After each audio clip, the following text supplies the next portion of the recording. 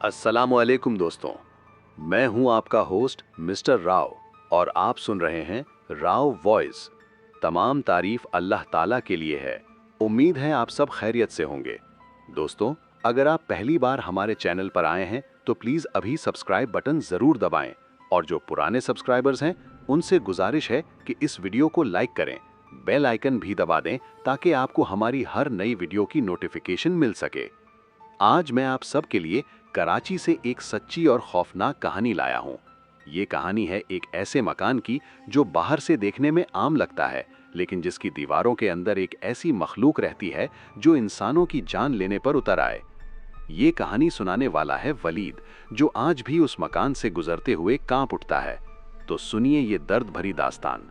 लेकिन याद रहे, अगर आप अकेले हैं तो किसी को साथ बिठा लें, क्योंकि जो आप सुनने वाले हैं वो आपकी नींद उड़ जाएगी। कहानी शुरू होती है। कराची की शामें एक अजीब सा जादू रखती हैं, खास तौर पर गार्डन एरिया में, जहां गलियां दिन भर की भागदौड़ के बाद धीरे धीरे सुकून की चादर में लिपटे जाती हैं।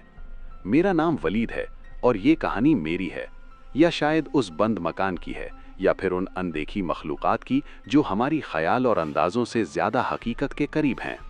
हमारी गली भी किसी आम कराची की गली की तरह थी। दिन में बच्चों का क्रिकेट खेलना, पतंगबाजी के मुकाबले और शाम को कॉर्नर पर चाय की दुकान पर दोस्तों की महफिल।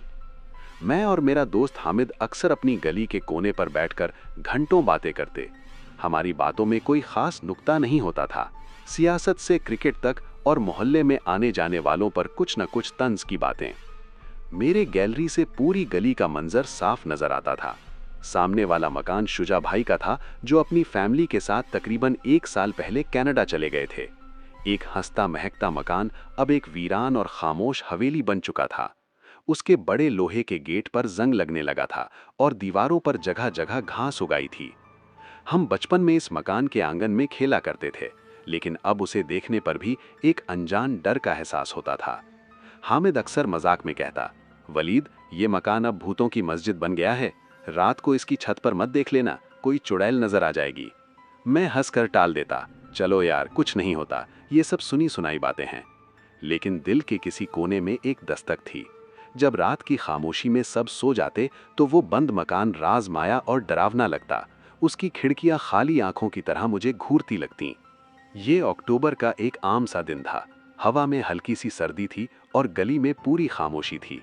मैं अपने कमरे में लैपटॉप पर काम कर रहा था। अचानक मोहल्ले के कुत्ते पागलों की तरह भौंकने लगे, एक साथ, एक सुर में, जैसे उन्होंने कुछ गैर मामूली देख लिया हो। उनका भौंकना आम नहीं था, उसमें एक सख्ती थी, एक डर था जो मेरे दिल में भी उतरने लगा। मैंने लैपटॉप बंद किया और गैलरी की तरफ बढ़ा। गली में स्ट्रीट लाइट की हल्की सी रोशनी फैली हुई थी।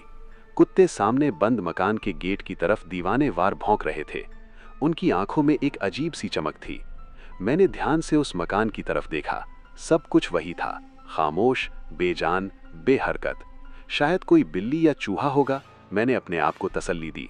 लेकिन फिर जो मंजर मैंने देखा, मेरे खून को रगों में जमा कर दिया। शुजा भाई के बंद मकान का भारी गेट, जिस पर एक बड़ा ताला लगा था, खुद ब खुद एक हल्की सी खड़खड़ाहट के साथ खुलने लगा। कुत्ते अब भौंकने की बजाय डर से गुरगुराने लगे। मेरा दिल धड़कन के अंदर घुस गया। मैंने आंखें बंद करके रगड़ा। शायद ये मेरा वहम हो, लेकिन ये वहम नहीं था। गेट के अंधेरों से एक लंबा, एक गहरा, एक काला साया जाहिर हुआ। वो कोई इंसान नहीं लग रहा था। उसकी लंबाई आम लोगों से काफी ज्यादा थी और उसके बदन पर किसी काले रोब जैसा कुछ लिपटा हुआ था। उसके पीछे एक औरत आई, जिसने अपने आप को सर से पांव तक काले चादर में ढांक रखा था। उसका चेहरा नजर नहीं आ रहा था, लेकिन उसकी चाल में ऐसी दहशत थी जो मैंने अपनी पूरी जिंदगी में कभी महसूस नहीं की थी। सबसे अजीब बात यह थी कि जैसे ही दोनों गली में आए, सारे कुत्ते एक साथ, एक पल में, पूरी खामोशी में आ गए, जैसे किसी ने उनकी आवाज छीन ली हो। वो हाँफते हुए अंधेरे गलियों में गायब हो गए और गली में मौत सी खामोशी छा गई। दोनों वजूद धीरे धीरे गली के कोने की तरफ बढ़े और अंधेरों में गायब हो गए, जैसे वो कभी थे ही नहीं। उनके जाने के बाद मकान का गेट उसी खड़खड़ाहट के साथ खुद ब खुद बंद हो गया। मैं साकित खड़ा था, पसीना छूट रहा था और सांस लेना मुश्किल हो रहा था। क्या यह ख्वाब था या एक खौफनाक हकीकत? मैं भागकर कमरे में आया और दरवाजा बंद कर लिया। उस रात मुझे नींद नहीं आई। वही मंजर बार बार मेरे आंखों के सामने घूमता रहा। वो लंबा काला साया, वो सफेद औरत और वो डरावनी खामोशी। अगले दिन मैंने ये वाकया हामिद को बताया। उसने मेरी बात को हल्के में लिया, मजाक उड़ाया। यार वलीद, लगता है आजकल ज्यादा हॉरर फिल्में देख रहा है।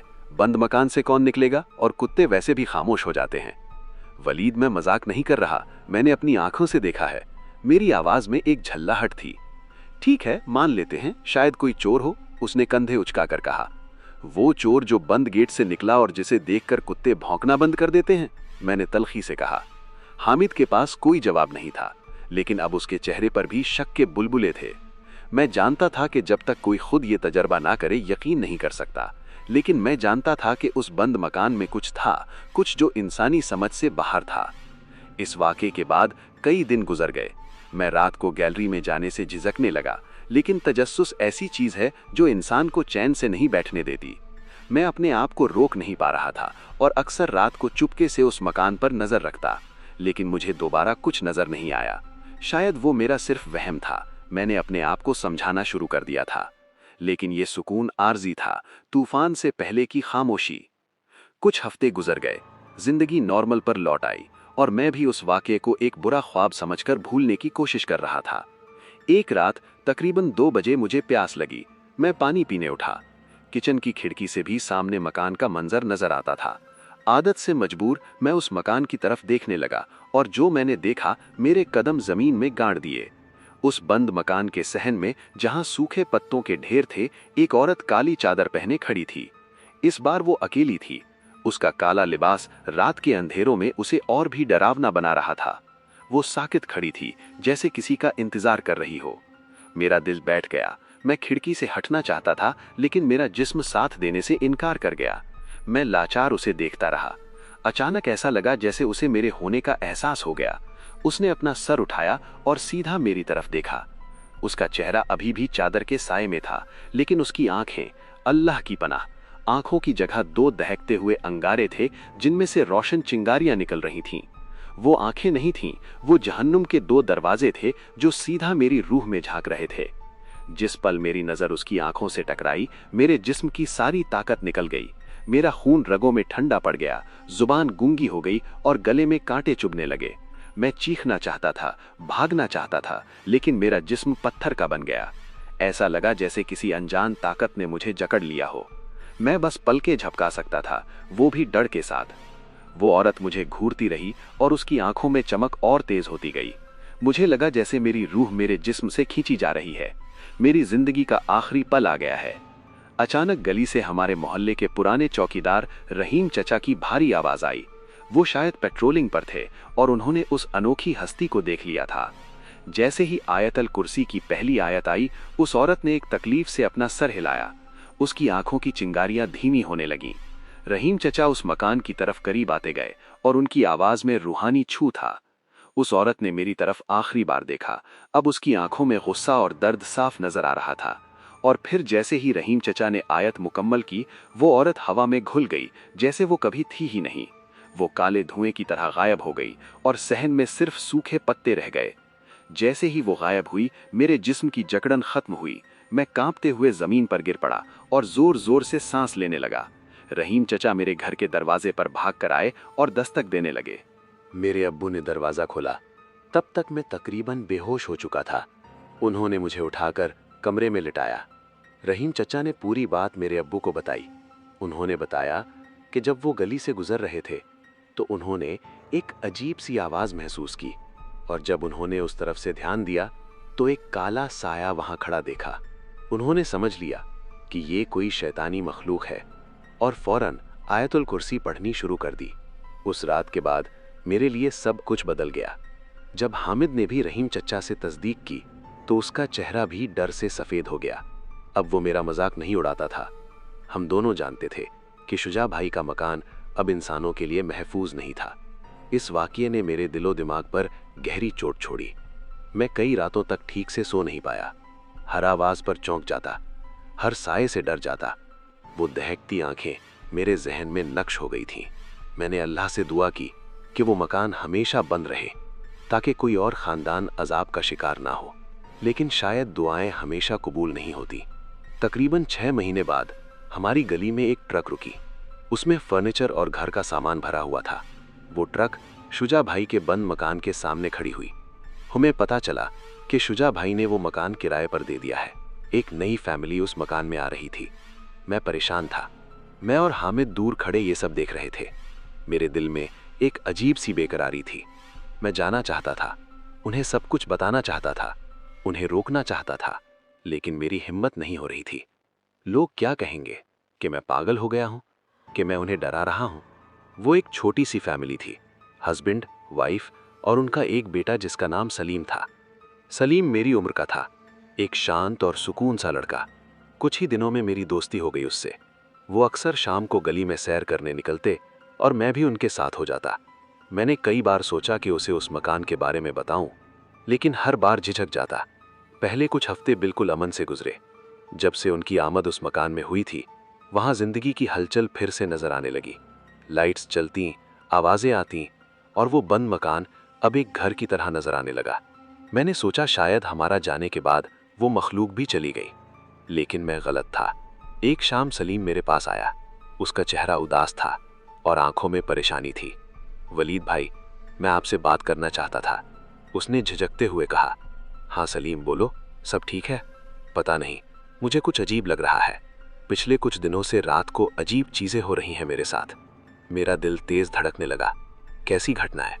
सलीम ने बताया। रात को जब मैं सोता हूं तो मुझे लगता है कि कोई मेरे कमरे में आता है। अक्सर मुझे लगता है कि वो अम्मी है, लेकिन जब मैं आंख खोलता हूं तो वहां कोई नहीं होता। कल रात तो हद हो गई। मैंने साफ देखा कि अम्मी मेरे बिस्तर के पास खड़ी थी और मुझे घूर रही थी। उनकी आंखें बहुत अजीब लग रही थीं। मैंने डर के मारे आवाज दी, अम्मी। वो फौरन कमरे से बाहर चली गई। उसके बाद क्या हुआ? मैंने पूछा। मैं डर गया। अम्मी के कमरे में गया। वो आराम से सो रही थी। मैंने उन्हें जगाया और पूछा। उन्होंने कसम खाई कि वो कभी अपने कमरे से बाहर नहीं निकली। वो कह रही हैं कि मैं बुरे ख्वाब देख रहा हूं। सलीम की बात सुनकर मेरे जिस्म में कांटे खड़े हो गए।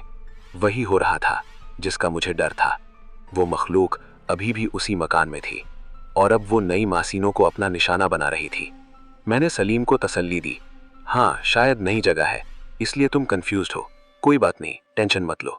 मैं उसे सच नहीं बताना चाहता था, डराना नहीं चाहता था, लेकिन हालात और खराब होते गए। सलीम हर दिन कमजोर और डरा गया रहने लगा। उसने बताया कि अब उसे घर में अकेले रहने में डर लगता है। उसे लगता है कि चीजें हिलती हैं, कभी दरवाजे खुद से खुल जाते और रात को किसी के चलने की आवाजें आती हैं। उसके पेरेंट्स उसे डॉक्टर्स के पास ले गए, लेकिन कोई फायदा नहीं हुआ। वो इसे वहम और धांधली का मसला कह रहे थे। फिर वो रात आई जिसने सब कुछ बदल दिया। सलीम के अब्बू अंकल रशीद बहुत ही प्रैक्टिकल और मजबूत कैरेक्टर के आदमी थे। वो इन चीजों में यकीन नहीं रखते थे। उस रात सलीम डर के मारे अपने पेरेंट्स के कमरे में सो रहा था। अंकल रशीद की आंख आधी रात को खुली। उन्होंने देखा कि कमरे में एक अजीब सी ठंडक है। उन्होंने अपनी नजर घुमाई और उनके हलक से एक ताकतवर चीख बाहर रह गई। सलीम के बिस्तर के करीब उसके सर की तरफ एक गहरा काला साया झुका हुआ था। उसका चेहरा नजर नहीं आ रहा था, लेकिन उसके लंबे सूखे हाथ सलीम के माथे से कुछ इंच की दूरी पर थे। वो जैसे सलीम की रूह पीने की कोशिश कर रही थी। अंकल रशीद ने हिम्मत जमाकर चीखने की कोशिश की, लेकिन उनकी आवाज भी मेरे जैसे घुट कर रह गई। उनका पूरा जिस्म डर से कांप रहा था। उन्होंने अपनी जिंदगी में कभी ऐसा डर महसूस नहीं किया था। उस मखलूक ने धीरे से अपना सर उठाया और अंकल रशीद की तरफ देखा। इस बार भी चेहरा अंधेरों में था, लेकिन उसकी दो दहकती आंखें साफ नजर आ रही थीं, वही आंखें जो मैंने देखी थीं। ये मंजर अंकल रशीद बर्दाश्त नहीं कर पाए और बेहोश होकर गिर पड़े। उनके गिरने की आवाज से सलीम और उनकी मां की आंखें खुल गईं। जब उन्होंने अपने हस्बैंड को बेहोश और कमरे में उस हस्ती को देखा तो चीख निकल गई। उनकी चीख सुनकर वो मखलूक दोबारा धुएं की तरह हवा में घुल गई। अगले दिन सुबह ये खबर पूरे मोहल्ले में फैल गई। अंकल रशीद को होश आ गया था, लेकिन वो शदीद शौक में थे। वो बार बार वही चीज दोहराते। मैंने उसे देखा, वो मेरा बेटा लेना चाहती थी। अब पानी सर से ऊपर हो चुका था। मैंने फैसला किया कि मैं उन्हें सब कुछ बताऊंगा। मैं उनके घर गया और अंकल रशीद को अपना और रहीम चचा का पूरा तजुर्बा बताया। मेरी बात सुनकर उन्होंने मान लिया कि ये उनका वहम नहीं, बल्कि एक खौफनाक हकीकत थी। अंकल रशीद ने फौरन एक आलिम दीन से कांटेक्ट किया। एक बुजुर्ग शख्स को बुलाया। वो उनके घर तशरीफ लाए। उन्होंने घर का जायजा लिया और कुछ देर आंखें बंद करके कुछ पढ़ते रहे। फिर उन्होंने आंखें खोली और कहा, यहाँ कोई भूत या चुड़ैल नहीं, ये एक पुरानी इफरीत है, शायद जिन्नात में से एक, जिसकी सुकूनत इस जगह में थी। मकान बंद होने की वजह से उसने यहाँ पूरा कब्जा कर लिया था। जब आप लोग आए तो उसने अपनी जगह पर दखल महसूस किया और आप लोगों को डराने की कोशिश कर रही है। उस बुजुर्ग ने घर में कुरान की तिलावत की, पानी पर दम करके घर के कोनों में छिड़का और सलीम के लिए तावीज़ दिया। उन्होंने हिदायत की कि घर में सबको वक्त पर कुरान की तिलावत और नमाजों की पाबंदी करनी चाहिए। कुछ दिनों तक ये अमल दोहराने के बाद घर में सुकून आ गया। पुरस्रार आवाज़ें बंद हो गईं और सलीम की हालत भी बेहतर होने लगी। कुछ महीनों बाद उन्होंने वो मकान छोड़ दिया, क्योंकि वो डरावनी यादों के साथ वहाँ रह नहीं सकते थे। वो मकान आज भी खाली है, लेकिन अब उसका सुनसानपन पहले से ज़्यादा गहरा लगता है। अब उस गली से गुजरते हुए भी लोग उस मकान की तरफ देखने से डर जाते हैं। इस वाक़ये को हुए कई साल हो गए हैं, लेकिन वो दहकती आंखें आज भी मेरे ख्वाबों में आती हैं और मुझे जगाती हैं। हामिद अब इन चीज़ों पर मजाक नहीं उड़ाता और रहीम चचा हर रात उस मकान के सामने रुककर ज़रूर आयतुल कुर्सी पढ़ते हैं। कुछ लोग कहते हैं कि वो मखलूक चली गई है, कुछ लोग कहते हैं कि वो बस खामोश हो गई है, अपने वक्त का इंतज़ार कर रही है। सच क्या है ये कोई नहीं जानता, लेकिन उस दिन के बाद मुझे एक बात पर पूरा यकीन है कि अनदेखी होने के बावजूद वो मखलूक़ात हमेशा हमारी करीब मौजूद है। बस वो सही वक्त का इंतज़ार करती हैं, जब हमारा ईमान कमज़ोर हो और उनका डर हम पर हावी हो जाए। वो थीं, वो हैं और शायद हमेशा रहेंगी। दोस्तों, ये थी आज की खौफनाक कहानी। अगर आपको ये कहानी पसंद आई है तो प्लीज़ लाइक बटन ज़रूर दबाएं, सब्सक्राइब कर लें और बेल आइकन को भी प्रेस करें। कमेंट्स में ज़रूर बताएं आपको कहानी कैसी लगी, और अगर आपके पास भी कोई ऐसी सच्ची कहानी है तो हमें ज़रूर लिखें। याद रखें, हर बार जब आप किसी बंद मकान के पास से गुजरें तो एक बार ज़रूर सोचें कि शायद वहाँ कोई अनदेखी मखलूक इंतज़ार कर रही हो। अपने ईमान को मजबूत रखें, वक्त पर नमाजें पढ़ें और आयतुल कुर्सी का विर्द करें। ये आपकी हिफाजत का बेहतर ज़रिया है। अल्लाह हाफिज़ दोस्तों, खुदा आप सब की हिफाजत करे। और हाँ, अगर आप रात को ये सुन रहे हैं तो अपने इर्द गिर्द एक नज़र ज़रूर डाल लें।